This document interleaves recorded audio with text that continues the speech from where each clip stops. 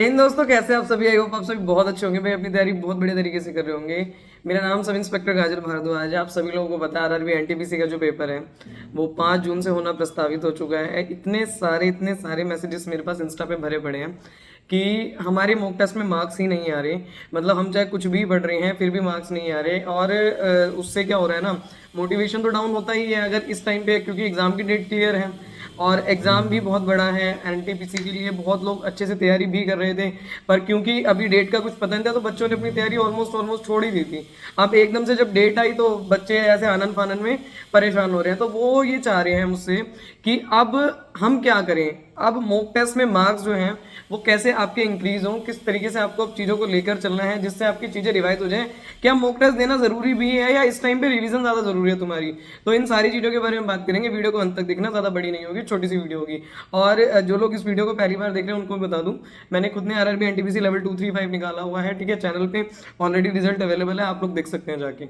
अब हम बात करें मॉक टेस्ट को लेकर। देखो, सबसे पहले तो मॉक टेस्ट से पहले तुम एक चीज़ ये समझो कि क्या तुमने अपना सिलेबस ऑलमोस्ट कंप्लीट कर लिया है। तो मेरा मानना है कि जो भी बच्चा मॉक टेस्ट दे रहा है उसने अपना जो सिलेबस है वो 70 से 80% कंप्लीट कर लिया होगा, जहां तक मुझे लगता है। तो जो दिक्कत आ रही होगी उनको, वो जो 20-30% के जो उनके मार्क्स रह रहे हैं, जो 20-30% मतलब उन्होंने जो सिलेबस को छोड़ दिया है उसकी वजह से जो कुछ मार्क्स कम रह जा रहे हैं, उसके ऊपर हमें मेन फोकस करना है। अब तुम्हें करना क्या है, देखो, सबसे पहले एक पतली सी कॉपी लो, कॉपी या फिर 3 पेजेस ले लो।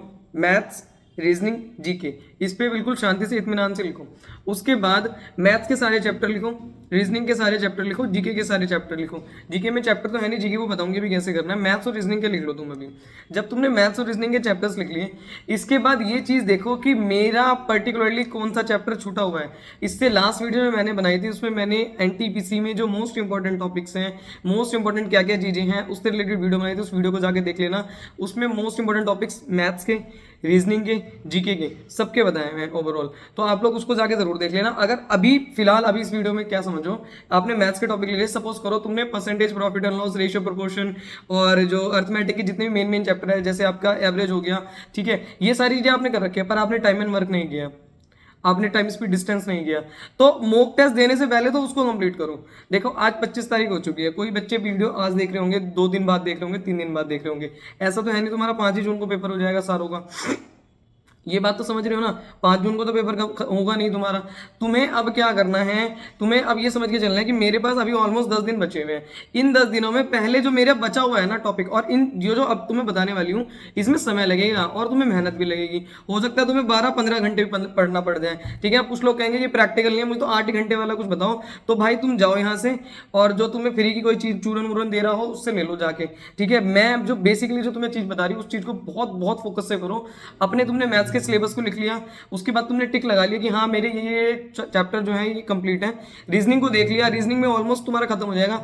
एक दिन दो रीजनिंग को, जितने भी टॉपिक तुम्हारे रीजनिंग में बचे हुए हैं सारे टॉपिक खत्म कर लो, चाहे आज ही दे दो।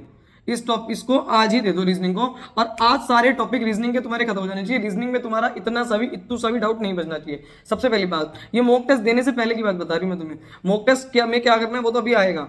उसके बाद मैथ्स में जो तुम्हारे टॉपिक बच रहे हैं, सपोज करो तुम्हारे सारे टॉपिक्स तो अगर तुम्हारा बिल्कुल ही तुमने कुछ छू ही नहीं रखा तब तो बात अलग है। अगर किसी के 3-4 चैप्टर बच रहे हैं तो मैराथन वीडियोस लगा लो और उसमें से मेन टॉपिक्स को देख लो। देखो, सीबीटी 1 तुम्हारा क्वालिफाइंग है, सीबीटी 1 में कोई इतने हार्ड क्वेश्चंस भी नहीं पूछे जाते। बस चीजों का ना ओवरव्यू सा ले लो। अगर तुम ओवरव्यू नहीं लेना चाहते, मैराथन वीडियोस नहीं देखना चाहते, तुम्हारे पास कोई भी एक बेसिक बुक होगी, R S Agarwal I think enough रहेगी एनटीपीसी सीबीटी 1 के लिए। हालांकि मैं सीबीटी 2 के लिए उसको रिकमेंड नहीं करूंगी, पर अगर किसी के पास आर एस अग्रवाल पढ़ी हो या और कोई भी बुक पढ़ी हो, उसमें से बेसिक क्वेश्चन जरूर लगा लो, टाइम एंड वर्क के, टाइम स्पीड डिस्टेंस के, या जो भी चैप्टर तुम्हारा छूटा हुआ है। इससे होगा ये कि जब तुम मॉक टेस्ट में उन क्वेश्चंस को देखोगे ना तो तुम्हें बिल्कुल अजीब नहीं लगेगा कि हाँ ये क्या आ गया। आ रही पसंद में। सबसे पहले तो 2 दिन देके अपनी मैथ्स को खत्म कर लो। अगर तुम्हारा ज्यादा टॉपिक बचे हुए तो ये तुम अपनी तरफ से एनालाइज करो कि मुझे अभी किस सब्जेक्ट को कितना समय देना चाहिए। देखो, रीजनिंग और मैथ्स में हमारे नंबर बन सकते हैं, बाकी जीके तो किसी को भी नहीं आती। जीके में तो ये अनएक्सपेक्टेड है, कितना ही माथा मार लो, कुछ छूट गया, तुमने अपनी तरफ से कितनी पढ़ ली, अगर तुम्हारा पढ़ा हुआ उसमें आ गया तो फिर ठीक है, तुम बहुत होशियार कहलाओगे। अगर तुम्हारा पढ़ा हुआ नहीं आया तो फिर ये लगेगा कि यार मैंने तो ये चीजें पढ़ के गया था, वो नहीं आया। तो इसलिए मैथ्स और रीजनिंग में अपने जो नंबर है ना उनको पक्का कर लो। देखो, 30-30 नंबर मिला के तुम्हारे 60 नंबर बन रहे हैं मैथ्स में और रीजनिंग में। अगर तुमने कोशिश करी, तुमने अच्छे से ध्यान दिया, मेहनत कर ली ना इसमें, तो आपके आराम से 55 मार्क्स कहीं नहीं गए हैं। बिल्कुल हार्ड नहीं आता पेपर, आप जब जाओगे तो आपको पता चलेगा। मैंने आपको लास्ट वीडियो में बताया था, इतना भी हार्ड नहीं आता, सीबीटी में निकाल दोगे बहुत आराम से, अगर किसी की नॉर्मल प्रैक्टिस है तो। अब तुमने ये चीजें कर ली, मैथ्स हो गया तुम्हारा, रीजनिंग हो गया। अब जीके के लिए सुन लो, जीके के लिए तुम्हारे पास लूसेंट होगी, रगड़ डालो। अभी भी मतलब सोचना मत कि मेरा ये पढ़ा हुआ है नहीं पढ़ा हुआ है। मैंने मोस्ट इंपोर्टेंट टॉपिक्स की आज तुम्हारे सारे टॉपिक्स की वो डाल दूंगी, पीडीएफ डाल दूंगी, टेलीग्राम चैनल ज्वाइन कर लेना। ज्योग्राफी के क्या मेन मेन इंपॉर्टेंट टॉपिक है उनको पढ़ लेना, हिस्ट्री के मेन मेन इंपॉर्टेंट टॉपिक्स को पढ़ लेना, और साथ ही साथ आपकी पॉलिटी के मेन मेन इंपॉर्टेंट टॉपिक्स को पढ़ लेना। ये मुझे पता है ये वीडियो थोड़ी सी लेट हो गई है, मेरे पास समय नहीं मिल रहा था मुझे, पर अगर अभी भी डल रही है तो आप अभी से भी अपने जो मेन मेन टॉपिक्स हैं उनको कंप्लीट कर लो। अब हम आते हैं, ये जो टॉपिक्स हो गए ये मेरे कंप्लीट हो गए। अब मॉक टेस्ट तो तुम तब दोगे ना जब तुम्हारे टॉपिक पूरे के पूरे क्लियर होंगे।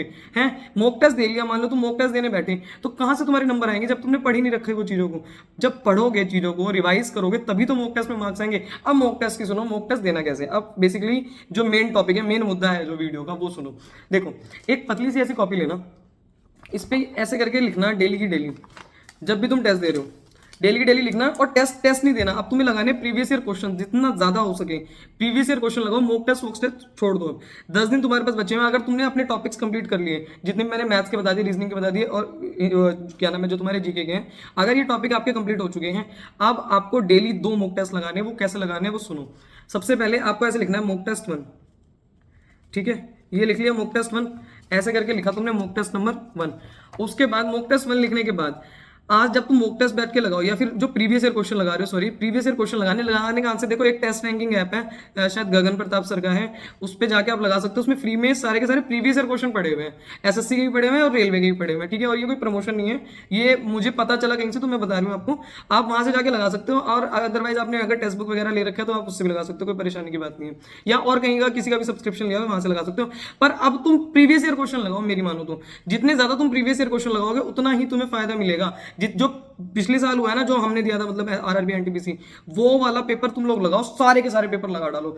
वो जब सारे के सारे पेपर तुम लोग लगाओगे ना, सुबह एक शाम को एक, बीच में तुम्हें करना क्या है, ये जो मॉक टेस्ट 1 तुमने लिखा है ना, ये जो चीज तुमने लिखी है, इसमें लिखना कि आज मैंने मैथ्स में कौन सा चीजें गलत करी। जैसे सपोज जब मैं परसेंटेज कर रहा था, मेरे परसेंटेज में इस वाली चीज की गड़बड़ हुई, मैंने लिख दिया हल्का सा परसेंटेज, मुझे टाइप नंबर 7 रिवाइज करना है, ठीक है। या आपने जिस भी तरीके से, आपके टीचर ने जिस भी तरीके से समझाया उसको कर लो। जैसे मान लो इलेक्शन वाले क्वेश्चन मुझसे गलत हो गए, ठीक है, मैंने हल्का सा लिख दिया, बिल्कुल रफली इलेक्शन लिख दिया। जैसे मैं पढ़ूं या कोई और पढ़ना पाए, खुद पढ़े या खुदा पढ़े, बस ये इस वाली लैंग्वेज में लिखना है तुम्हें, कि कुछ समझ में ही ना आए किसी को, बिल्कुल रनिंग हैंड में। आ रही बात समझ में? आपने ऐसे लिख लिया, फिर आपने देखा रीजनिंग में यार मेरे से जो फिगर काउंटिंग है उसमें गड़बड़ हो रही है, सिलोगिज्म में मैं गड़बड़ कर रहा हूं, या कथन निष्कर्ष वाले क्वेश्चन मेरे से गलती से गलत हो गए, तो उस चीज को आपको बिल्कुल रनिंग हैंड में लिख लेना है। समझ रही मेरी बात? खुद पढ़े या खुदा पढ़े, उस कंडीशन में लिखना है। आ रही बात समझ में? ये जब आपने लिख लिया, उसके बाद जीके में भी सेम एज इट इज ऐसे ही करना है। करंट अफेयर मैंने आप लोगों को बताया था, करंट अफेयर लास्ट वीडियो में मैंने बताया था। करंट अफेयर आप लोगों को कम से कम पिछले साल के 1 साल के तो करके ही जाने हैं, जिसमें मोस्ट इंपोर्टेंट अपॉइंटमेंट्स वगैरह वो जो सारी चीजें बताई वो देख लेना, वीडियो में मैंने पहले डिस्कस कर लिया। अभी मॉक टेस्ट के बारे में बात करें तो ये जब सारी चीजें लिख दी आपने, अब जो बीच का तुम्हें टाइम मिला, मतलब तुमने सुबह एक मॉक टेस्ट दिया, जैसे सपोज करो तुमने सुबह 8 बजे मॉक टेस्ट दिया, ठीक है, उसके बाद तुमने लिख लिया, ठीक है, 1 घंटे का 1.5 घंटे का तुम्हारा मॉक टेस्ट हो गया, एनालाइज कर लिया तुमने। एनालाइज करने के बाद तुमने लिखना कि मेरी ये चीजों में प्रॉब्लम आ रही है। अब पूरे दिन तुम इन टॉपिक्स को कंप्लीट करोगे बैठ के, जो तुमने लिखे हैं पूरे दिन तुम इसी टॉपिक्स को कंप्लीट करोगे। और जब तुम पहली बार देने जाओगे ना, यही तरीका है असली मॉक टेस्ट देने का, तुम्हें कोई बताता नहीं है, इसलिए तुम ये समझते हो कि ऐसे चल रहा है। तुम आज इस तरीके से करके देखो, अगर तुम्हें फायदा ना मिले ना, तुम कुछ भी कह के चले जाना, पर तुम्हें इससे डेफिनेटली फायदा मिलेगा। जब तुमने सुबह 8 बजे टेस्ट दे लिया, 9 साढ़े 9 बजे तक तुमने टेस्ट दिया, उसके बाद कोशिश करो कि जो भी 5 7 10 टॉपिक तुमने इस कॉपी में लिखे हैं, जब मॉक टेस्ट नंबर 1 में लिखे हैं, ये जो टॉपिक्स तुम्हारे बने हैं इस टॉपिक में लिखे हैं, इसके बाद सारी की सारी चीजें आप रात के जब 8 बजे या 9 बजे या 10 बजे कभी भी टेस्ट दोगे, वो टॉपिक्स कंप्लीट हो जाए। आ रही बात समझ में? फिर नेक्स्ट डे के लिए तुम्हारे टॉपिक्स बन जाएंगे। आ रही बात समझ में? फिर नेक्स्ट डे जब वो टॉपिक्स कंप्लीट कर लो, तब फिर से एक मॉक टेस्ट दो। इसी तरीके से तुम्हारा रिवीजन बनेगा, इसी तरीके से तुम्हारा रिदम बनेगा। प्रीवियस ईयर क्वेश्चन जितने भी हो सकते हैं, प्रीवियस ईयर क्वेश्चन अपनी तरफ से लगा लो। मेरे हिसाब से अब मॉक टेस्ट तभी देना जब तुम्हारे टॉपिक्स कवर हो जाए। टॉपिक्स कवर हो गए, तुरंत प्रीवियस ईयर क्वेश्चन लगाओ जितना ज्यादा हो सके। मैंने तुम्हारे लिए 500 मोस्ट इंपोर्टेंट क्वेश्चन साइंस के छाट रखे हैं, मेरे को सच में समय नहीं मिल रहा कि उनकी मैं वीडियो बना दूं। 500 मोस्ट इंपोर्टेंट क्वेश्चन साइंस के छाट रखे हैं। साइंस के लिए आप लोग क्रेजी जी की ट्रिक है एक, उन्होंने बहुत अच्छी तरीके से ट्रिक्स वगैरह बताई थी, मैंने वहां से देख लिया था जब मैं लास्ट टाइम पे पढ़ के जा रही थी। तो याद नहीं हो रहा ना वो वायरस के नाम की उन्होंने बड़ी अच्छी सी वो बनाई हुई है वीडियो, वो देख लो। टॉपिक जरूर कंप्लीट करके जाओ मेरे भाई, मॉक टेस्ट देने से कोई मतलब नहीं है, वहां पे तुम्हारे मार्क्स आने से मतलब है। आ रही है बात समझ में? क्योंकि अब एनटीपीसी अब जाके तो मतलब कितने दिनों में तो आ भाई है ये वैकेंसी, आप समझ रहे हो मेरी बात को। और अब पता नहीं फिर कब जाके इसमें दोबारा से वैकेंसी आप लोगों को देखने को मिलेगी। तो अच्छे से करो और बेफालतू में फालतू लोगों की बातों पे ध्यान मत दिया करो, ठीक है। नौकरी की बुराई हम तभी कर पाते हैं जब हमारे पास नौकरी होती है ना। बहुत सारे लोग ऐसे हैं, ऐसे मतलब पुलिस विभाग में भी इतने सारे लोग हैं, क्या कर सकते हैं उनका, वो ऐसे बोलते हैं कि ऐसा विभाग है वैसा, वो खुद कर रहे हैं मतलब जॉब। मैं तो तुम्हें तब मानू ना, तुम जॉब छोड़ दो और जॉब छोड़ के तैयारी करो और देन कोई और जॉब लो। आप खुद तो उस जॉब में और दूसरे को भी नहीं आने दे रहे हैं ना। तो नौकरी की बुराई हम तभी कर पाते हैं जब हमारे पास नौकरी होती है, ठीक। तो आप इन लोगों की बातों में वो मत ध्यान दो कि ऐसी होती है वैसी होती है, एनटीपीसी लेवल 2 वहाँ पे उधर तुम्हें भेज देंगे, यहाँ भेज देंगे। यूपीएसआई को भी बोलते हैं लोग बहुत सारे की बहुत थकावट भरी नौकरी है और समय नहीं मिलता बिल्कुल भी। वो सारी बातें ठीक है, पर ये सारी चीजें मतलब तुम तभी तो कह पा रहे हो जब तुम्हारे पास नौकरी है। जब नौकरी नहीं होती ना तो फिर इंसान ऐसे आंसुओं से रोता है। तो हमें तो ये कंडीशन पता है, हमारे साथ भी ऐसी चीजें हुई हैं। आप बिल्कुल ध्यान में दो, अच्छे से तैयारी करो। किसी भी चीज की, तुम्हें कोई भी चीज की जरूरत हो आप लोग कमेंट कर देना। जब स्टार्टिंग में जब मैं वीडियो बनाता हूँ जैसे, तो 1-2 घंटे मेरा ध्यान जो रहता है वो कमेंट सेक्शन पे रहता है। आप लोग ट्राई करना कि अभी कमेंट करके मेरे से पूछ ले जो भी आपको डाउट हो रहा है। अगर कोई भी चीज की आपको मेरे से कुछ चाहिए, आप लोग बिल्कुल बेझिझक कमेंट कर सकते हैं, आपके पूरी देने की मेरी तरफ से कोशिश रहेगी, ठीक है। बाकी जय हिंद, टाटा बाय बाय, अपना ध्यान रखना।